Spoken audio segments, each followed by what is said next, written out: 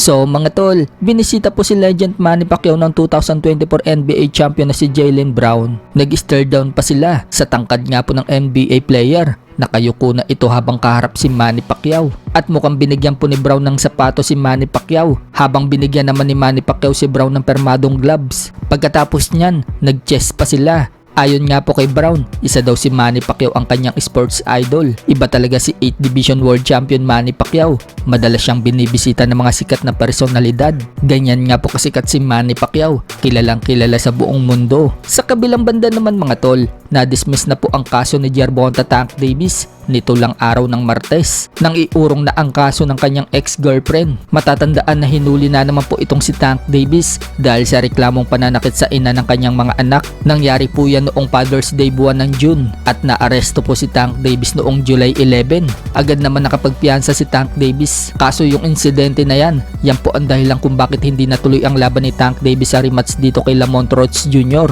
Nagaganapin na dapat ngayong August 16. Nahinto kasi itong si Tank Davis sa training. Sa ngayon mga tol, wala pang balita kung matutuloy pa ba ang laban nila ni Lamont Roach Jr. May mga napapaisip naman mga tol na baka daw si Manny Pacquiao na ang makalaban ni Tank Davis sa December. So tingnan na lang po natin mga tol. Isa din po kasi si Tank Davis ang pinagpipilian ni Manny Pacquiao na makakalaban, kasama sina Rolly Romero, Floyd Mayweather Jr. o kaya naman rematch kay Mario Barrios. Inihayag na nga po ni Manny Pacquiao na sa buwan ng December daw siya babalik sa ring. Sa ibang banda naman mga tol, may kalaban na po itong si Unified WBO at WBA at ring champion Puerto Rican Oscar Collazo. At Pinoy po ang makakalaban niya. Subalit hindi po yan sina Melvin Jerusalem or Pedro Taduran, kundi ang makakalaban ni Oscar Collazo, ang matigas na pambato natin na si Jason Bison. May record na 14 wins, 1 loss and 1 draw with 8 knockouts. Subalit itong si Jason Bison mga tol, naka-schedule na dapat lumaban sa September 20 kontra dito kay Reggie Suganov sa Bohol. Pinold out po niya ang laban kay Suganov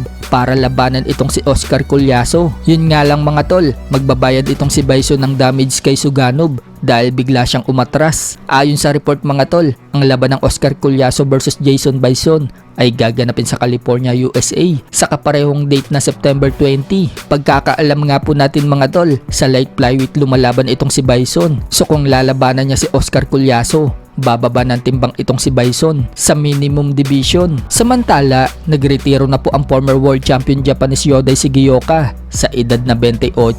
Yan po yung tinalo ni Melvin Jerusalem ng 2 beses. Kapatid po siya ni Genjiro Shigeoka na brain injury sa labang kay Pedro Taduran. Si Yodai Shigeoka nga po nag-aalaga sa kanyang kapatid na si Genjiro, kaya siguro napilitan ng magretiro itong si Yodai dahil sa nangyari sa kanyang kapatid. May iniwan pong record si Yodai Shigeoka ng 9 wins and 2 losses with 5 knockouts. Sa iba pang balita mga tol, sa live po ng head trainer at kapatid ni General Casimero na si Jason Casimero, nabanggit ni Jason, lagi daw nilang sinasabi na magbabalot daw ang nakakalaban nila. Katulad na lang daw na makalaban ni Cuadro Alas itong si Pilipos na itong buwan ng Namibian, South Africa. Magbabalot lang daw itong si Pilipos. Pero bakit daw hindi nila nilabanan itong si Pilipos kung magbabalot lang daw? So kaya daw ayaw nilang labanan itong si Pilipos na itong buwan.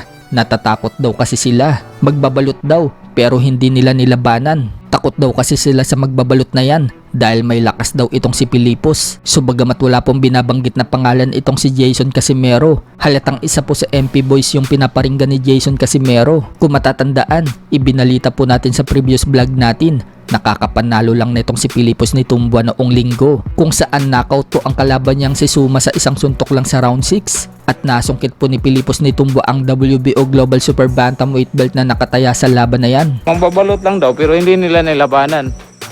Kasi takot na takot sila sa mangbabalot na yan kasi si Tumbua malakas din.